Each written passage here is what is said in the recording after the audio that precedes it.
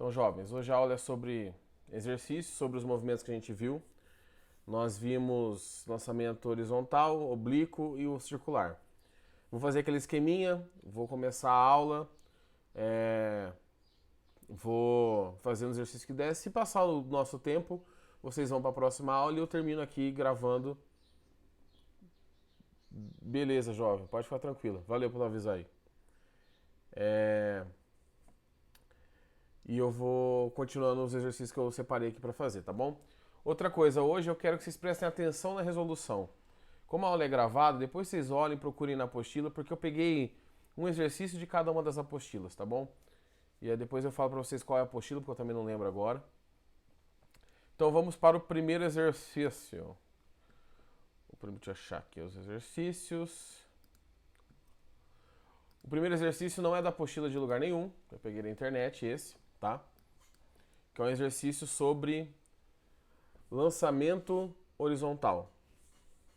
Então temos aí da UFOP de Minas Gerais de 98.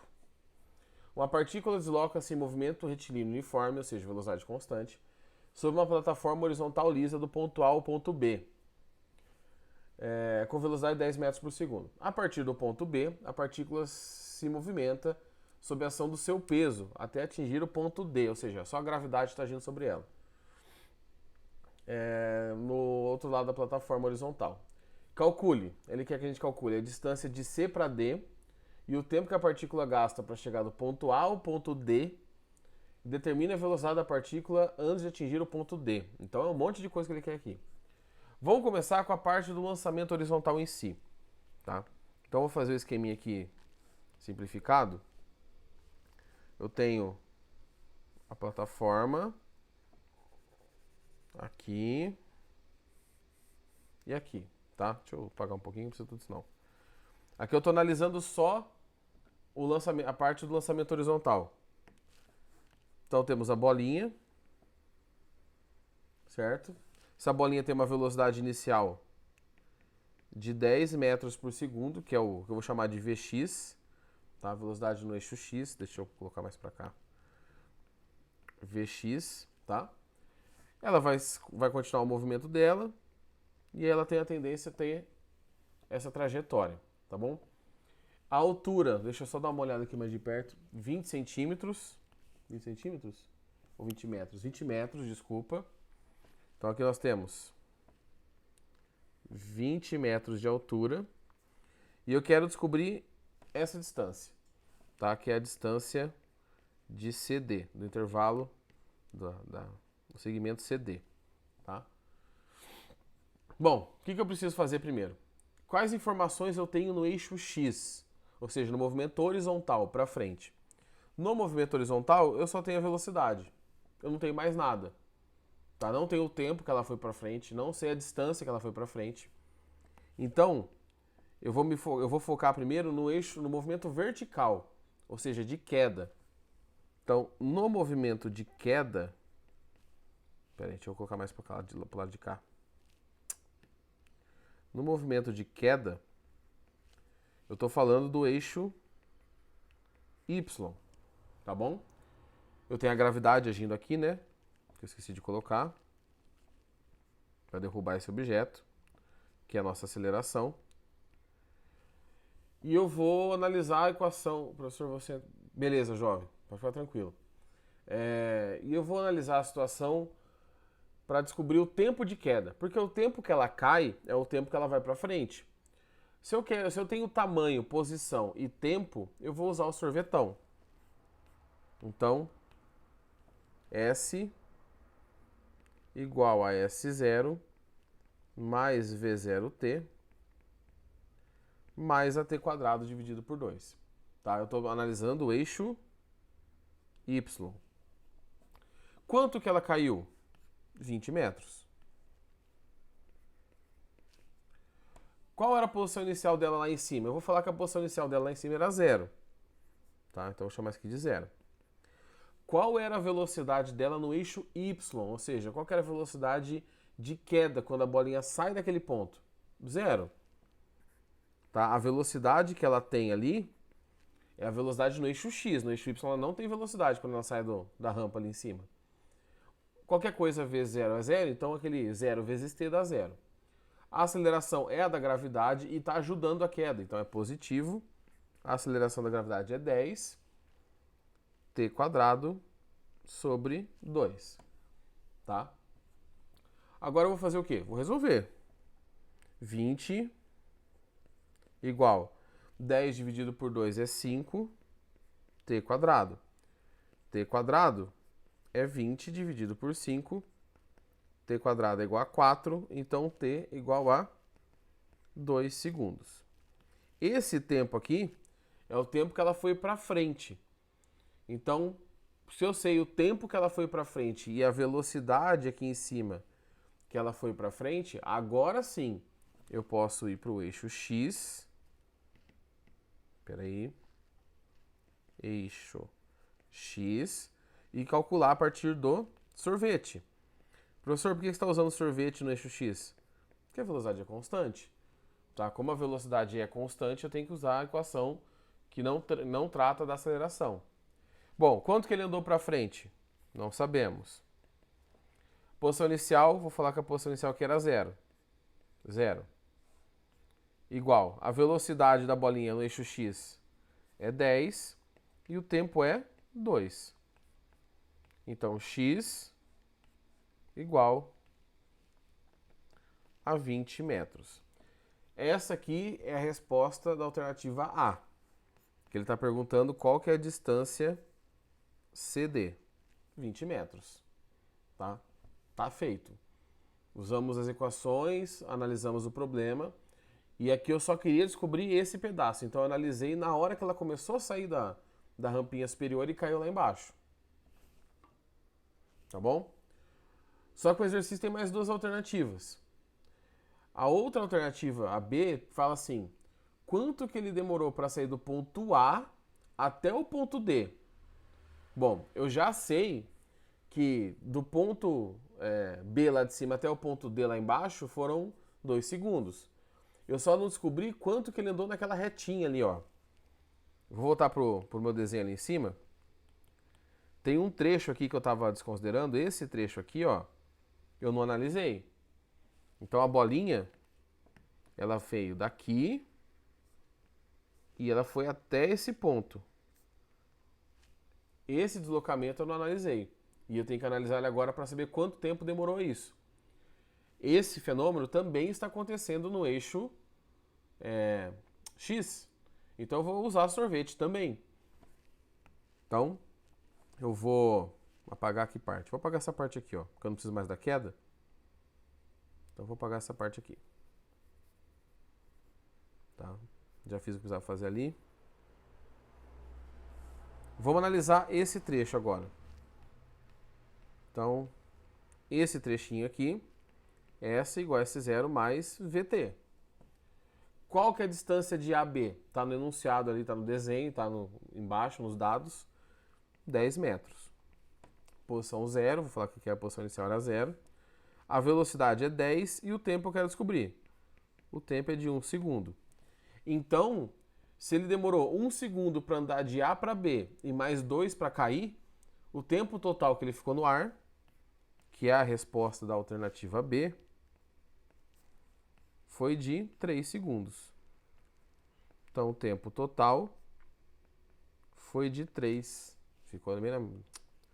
Onde eu tô aqui? Pera aí. Então, B, vou fazer mais para cá. O tempo total é de 3 segundos. Oh, Jesus. 3 segundos. Pronto, coube. Professor, por que deu 3 mesmo?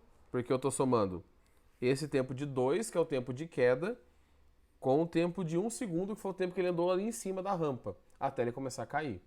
Tá? E aí ele quer saber o seguinte, determine, na alternativa C agora, determine a velocidade da partícula imediatamente antes de atingir o ponto D.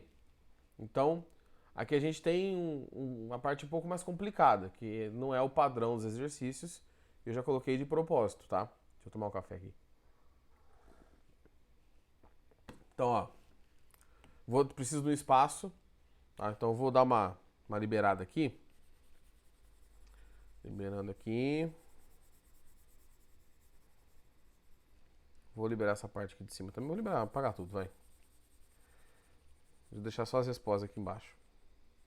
Opa. Tô louco. Aí é o seguinte. Quando a bolinha tá caindo, temos aqui o chão. Tá? E temos a bolinha chegando na direção do chão. Essa bolinha, quando está chegando, ela tem uma velocidade Vx, que não muda, né? Porque o movimento é uniforme. Então a gente sabe que Vx é 10 metros por segundo. Deixa eu dar uma ajeitada aqui, peraí. Pra vocês enxergarem. Aí. 10 metros por segundo. Tá? Vx. E quando ela está chegando no solo, ela tem uma velocidade Vy. Quando ela chega no solo, ela tem uma velocidade Vy, que eu não sei quanto que vale. Então eu preciso descobrir primeiro essa velocidade. Como que eu vou fazer isso? Analisando de novo o eixo Y, que é o eixo da queda. Então, para analisar o eixo Y, deixa eu dar uma ajeitada aqui. Então, ó, eixo Y, eu vou usar a equação da velocidade. V igual a V0 mais AT. Professor, poderia usar a Torricelli, V quadrado igual a V0 ao quadrado? Mas pode. Tá? Eu vou usar essa porque essa aqui não tem o quadrado, é um pouco mais fácil. Qual a velocidade quando ela chega no solo? Não sei. Qual a velocidade da bolinha quando ela se desprende da mesa e começa a cair? A velocidade no eixo Y. 0. Porque ela só tinha velocidade no eixo X. Qual que é a aceleração? Bom, a aceleração é da gravidade. 10. E qual que é o tempo que ela cai? Quando eu falo que é o tempo que ela cai, é o tempo lá do ponto B até o ponto D. Não é o tempo total. O tempo de queda da bolinha é de 2 segundos. Então eu descubro que Vy vale 20 metros por segundo. Aqui vale 20 metros por segundo. E aí quando ele pergunta assim, determina a velocidade da partícula, ele não está falando de componente x, y, ele quer saber a velocidade mesma, a velocidade real. Para isso a gente vai somar os dois vetores, que somaram um monte de vezes ainda na época das aulas regulares, vamos dizer assim. E aí eu somo formando um ângulo de 90. Então essa é a minha velocidade real. Quando o ângulo é 90, Pitágoras. Então V ao quadrado é igual Vy ao quadrado mais Vx ao quadrado. Bom, deixa eu fazer aqui os dois V's aqui já para me poupar um pouco o trabalho. V ao quadrado é igual. Vy ao quadrado é 20 ao quadrado. Mais Vx ao quadrado, 10 ao quadrado. Isso aqui vai dar 400 mais 100. Vou puxar para cá. Então, V é igual a raiz de 500. 500 não tem raiz exata. Então, eu vou ter que tirar aqui e fazer um esqueminha. Dá para fatorar? Dá. O que eu vou fazer aqui talvez ajude vocês. Olha o que eu vou fazer aqui. 500 não é 100 vezes 5? Então, no lugar do 500, eu vou colocar aqui, ó, 100 vezes 5. Tá certo? 500. Raiz de 100 eu sei. Quanto que vale raiz de 100? Raiz de 100 é 10. Raiz de 5 tem raiz? Não. Então fica 10 raiz de 5 metros por segundo. Então, esse é o valor da velocidade quando a bolinha atinge o solo. 10 raiz de 5 metros por segundo. Tá bom? Então, assim, a alternativa C é um pouquinho fora do padrão. Não se assustem, não se preocupem. Tá? Já a alternativa A e B são bem mais tranquilas. Certo? O próximo exercício, se alguém tiver alguma dúvida, pode falar aqui, tá, gente, no chat. O próximo exercício eu teria que fazer, eu tinha reservado um de lançamento oblíquo. Mas esse eu vou deixar para fazer no gravado, na parte gravada da aula. E eu vou continuar com aquele última coisa que a gente viu, que era movimento circular, velocidade angular, que é um pouco mais tranquilo, tá? E aí a gente não fica sem abordar todos os tópicos, beleza? Esse que eu vou fazer aqui já é da apostila. Igual eu falei para vocês, não lembro de qual apostila eu peguei, porque eu peguei um exercício de cada lugar, tá? Então depois vocês se preocupem em procurar onde que é, onde que não é, depois eu falo para vocês. Falando isso, eu já arrumei todas as aulas bonitinhas no YouTube, tá? É coisa até no meio-dia, eu já mando todos os links para vocês, de tudo que a gente fez e algumas coisas a mais que eu já gravei também já tá postada, que eu não tinha mandado ainda. Bom, agora vamos falar de movimento circular uniforme. Exercício 1 da página 159.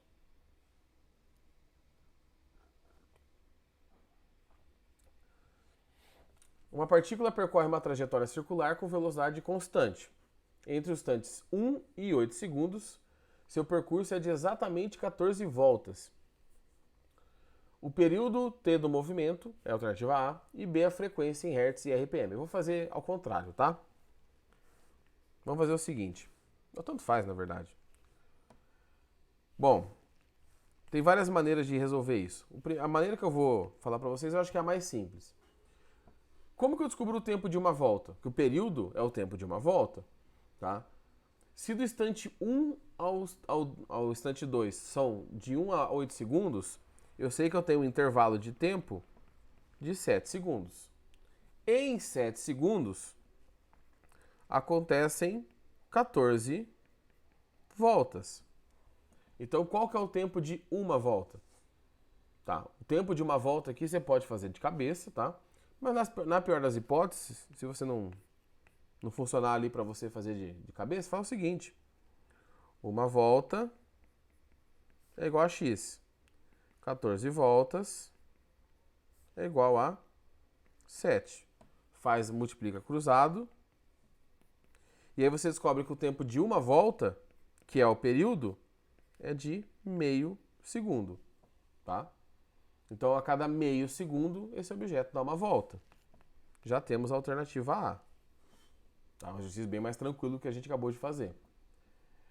A frequência do movimento. Bom, para calcular a frequência, que é a alternativa B, a gente vai usar a equaçãozinha da frequência, né? E do período, que é uma foto. 1 é igual a frequência vezes o período. 1 é igual a frequência eu quero e o período é 0,5. Então a frequência é 1 dividido por meio. 1 dividido por meio dá 2 Hz. Ele quer a resposta em Hz, que eu já achei aqui, né? E ele quer a resposta em RPM. Bom, Hz é a mesma coisa que por segundo. Se eu quero por minuto, é só pensar quantos segundos existem em um minuto. 60. Então eu multiplico por 60 e descubro que são 120 RPM. Tá? Super sossegado, né? Conteúdo bem de boa. Acho que foram 4 minutos para fazer exercício e 20 no outro. Então, é um tempinho um pouco mais... Claro que aqui é o comecinho. E agora que eu descobri que eu resolvi bem onde... Bom, onde está a minha cabeçona ali. Deixa eu ajeitar aqui para quando vocês forem ver depois a aula ficar... Então, vezes 60. E aí a frequência de 120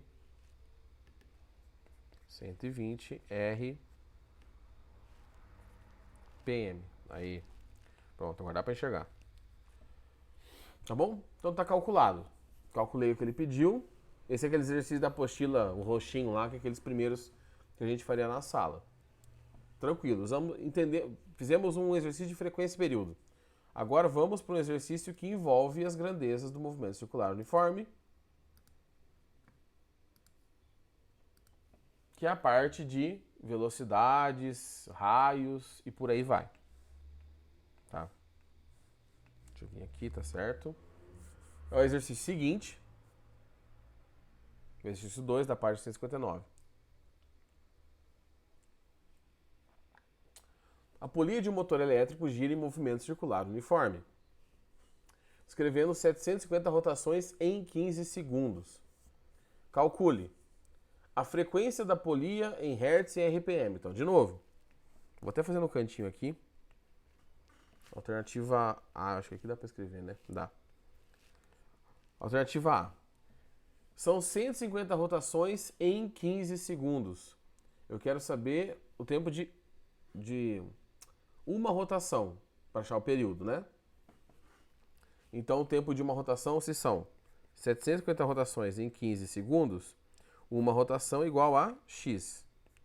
Multiplica cruzado, fica 750x igual a 15. X é igual a 15 dividido por 750. Se você for dividir, vai dar um número horrível aqui em cima, que vai dar muito quebrado. O que eu vou fazer é o seguinte, eu vou dividir aqui ó, por 15 e aqui por 15. Vou simplificar essa fração. Bom, 15 dividido por 15 é 1. 750 dividido por 15 é 15. Acho que é 15, né? Porque 15 vezes 10, não é. 15, 20, peraí, 30, 40, 50, 50. 50? Eu acho que é isso, né? Deixa eu fazer aqui para não falar bobeira e a gente depois não continuar com o dado errado. Mas eu acho que é 50 mesmo. Deixa eu fazer aqui rapidão. 750 dividido por 15. Isso mesmo, 50. Então, eu achei a frequência que é 1 sobre 50 Hz. Ele quer que a gente ache também RPM. Então, é só multiplicar por 60, né? Pega esse valor, multiplica por 60, e aí a frequência também pode ser dada, então, 60 sobre 50, ou a frequência, aqui vai ficar 1,2, já está atrás da minha foto, não. Eita, nós. Bom, vou fazer direto aqui, tá? Opa, vou ficar mais rápido aqui. 1,2 RPM.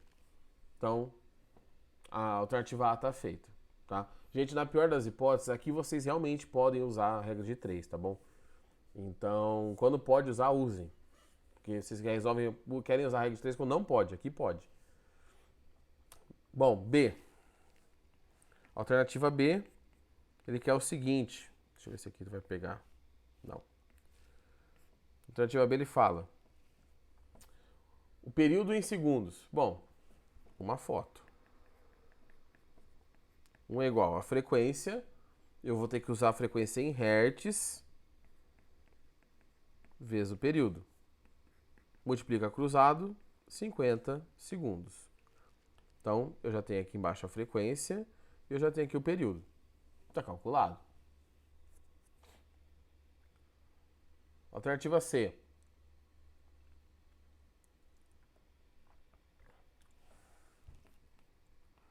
Alternativa C, ele fala o seguinte. A velocidade angular, ali está W, mas é o ômega, né? Da polia. O ômega existem várias fórmulas, mas várias fórmulas mesmo, tá? Eu vou usar a que eu tenho os dados, porque 2πf.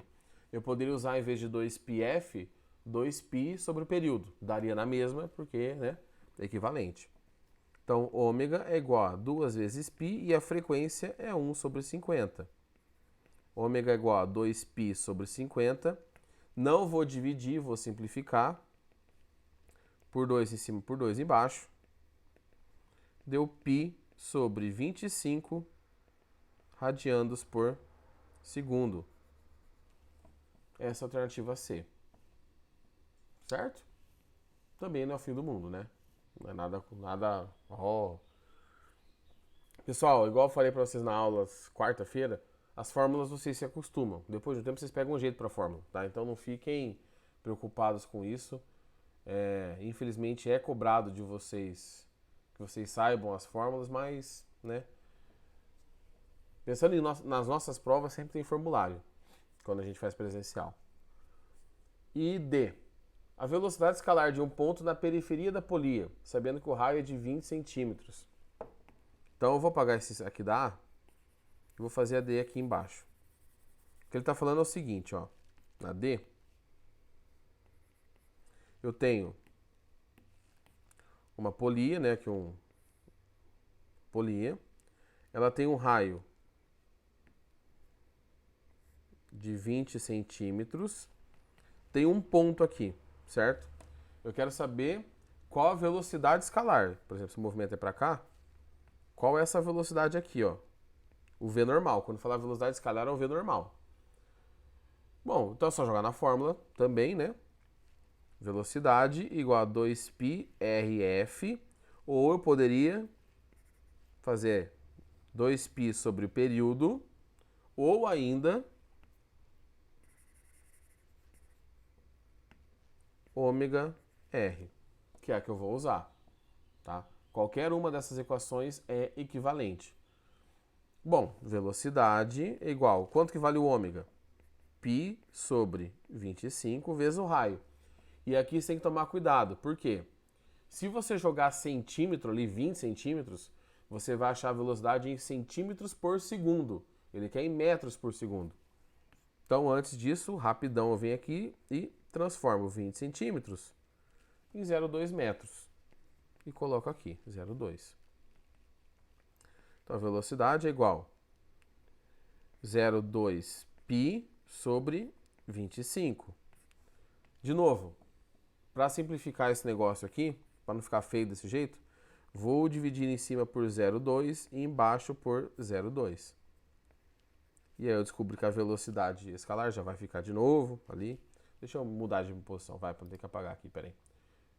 Cadê o Webs? Vamos pro outro lado. Pronto, já estou do outro lado. 0,2 π dividido por 0,2 é π. 25 dividido por 0,2, se fosse dividido por 2, daria 12,5. Como é por 0,2, dá 125 metros por segundo. E aí a gente achou a última alternativa. Deixa eu só confirmar aqui para não fazer besteira de novo. Dividir por 0,2. Isso mesmo, 125. Tá bom? Tem mais 2 exercícios ou 3 que aí eu vou fazer na gravação, tá bom? Vou postar lá hoje pra vocês. Eu acho que a gente entra de férias, né? Agora semana que vem já não tem aula, se eu não me engano. Mas mesmo vocês estão de férias, gente, dê uma olhadinha. Quem tá com conteúdo atrasado, aproveita para tirar conteúdo. Porque férias é para quem trabalha. Para quem estuda, nunca existe férias, tá bom? Alguma dúvida? Querem perguntar alguma coisa? Que deu o nosso horário. Não? Então, jovens, é isso. Dezembrão chegou, sabadão também. Fiquei em casa, né, pra ficar dando rolê. Até porque não tem lugar pra fazer nada em Arapongas. Então, por favor, e estudem. Qualquer coisa, vocês sabem como me achar, tá bom? Vou pausar aqui a gravação e daqui a pouco eu continuo na próxima aula.